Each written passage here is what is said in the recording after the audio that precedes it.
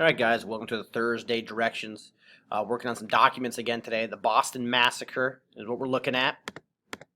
So here's some questions you got to answer. It's a little bit different today because there are some pictures. So here when it says Boston Massacre images, when it says image 1 and image 2, to answer these two questions, you got to click on the Boston Massacre images PowerPoint.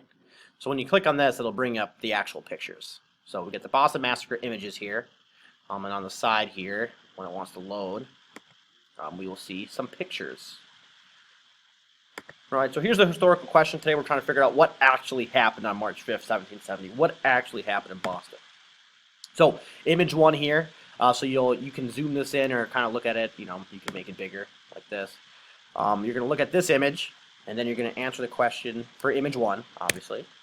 And then you are going to do the same for image 2 right here.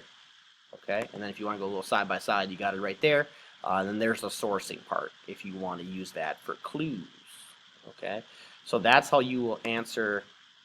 You'll use that PowerPoint to answer the questions about image 1 and the questions about image 2.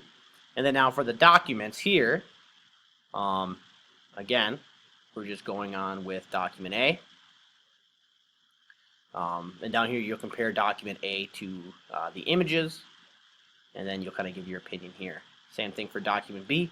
You got the sourcing up here, you got the close reading here, and then again, what details about the Boston Massacre do documents A and B have in common? So on this one you're comparing A and B, okay, differences, similarities, and then you're going to talk about the reliability and explain your answer. So we'll have the 2 images today, we'll have the 2 documents today, Samuel Downs, or anything in here.